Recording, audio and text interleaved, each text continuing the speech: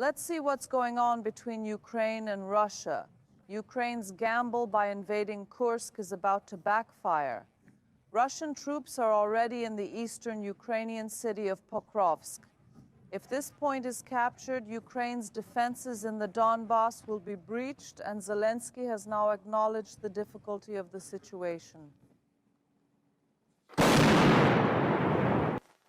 Ukraine invaded Kursk to stop Russia's advance on the Eastern Front, but the risky gamble backfired.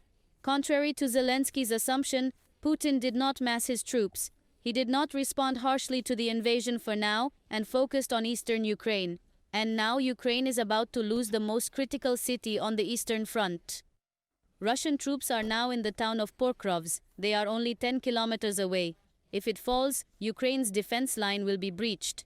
In this scenario, the entire Donetsk region could fall to Russia. Moreover, Russian troops could advance on Dnipro.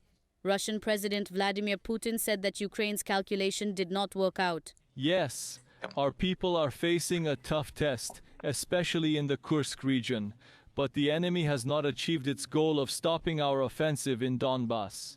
Every day our army advances in Donetsk not by 200-300 meters, but by kilometers. We will deal with the remaining gangs in Kursk later. Ukrainian President Vladimir Zelensky, for his part, acknowledged the difficulty of the situation, claiming that Russian troops had made no progress on the Eastern Front in the last 2 days. Zelensky also said that he is still hopeful that the operation to occupy Kursk will bring results. The Kursk operation is going according to plan. We believe that there may be a maximum in the intensity of fighting due to fewer Russian troops on the Pokrovsk and Taurus fronts. But for now we see that the situation remains difficult. While Russian forces are advancing on the Eastern Front, Ukraine is trying to fill the shortage of troops on the front. Men in their 40s and 50s are now being recruited. On the other hand, Russia continues to attack not only Donetsk but also other parts of Ukraine. Again, missiles have been fired and drones have been sent. More than 40 people were killed in a Russian attack on a military training facility in Poltava, Ukraine. It was one of the deadliest attacks since Moscow launched its invasion in February. A hotel was hit in Zaporizhia. 3 civilians, including a child, were killed. In Kharkov, the metro station has been turned into a school because of the ongoing attacks. 3 more underground schools are being built.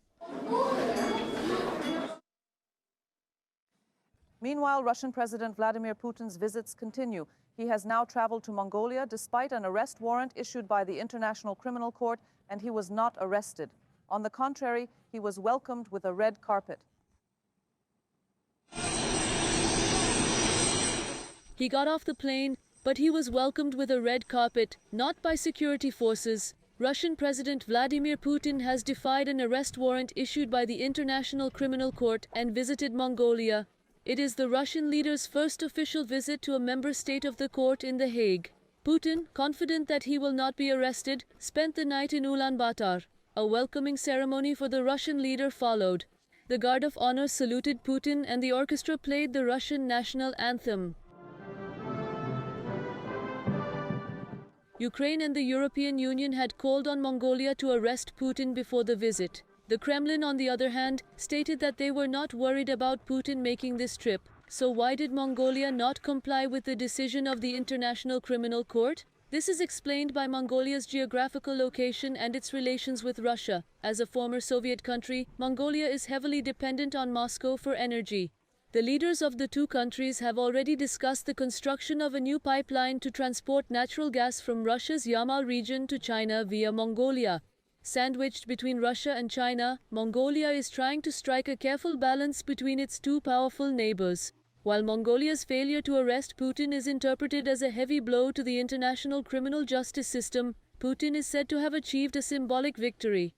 Kiev reacted. Ukraine's foreign ministry said Mongolia had allowed a criminal to escape justice and was complicit in war crimes. Although the International Criminal Court's order obliges the 124 member states to arrest and transfer Putin to a holding cell if he sets foot on their territory, in practice there is little that can be done about Mongolia's failure to comply. According to legal experts, the International Criminal Court could prosecute and reprimand Mongolia for breaching its duty to cooperate. However, this process does not have serious consequences, such as the imposition of sanctions on Mongolia.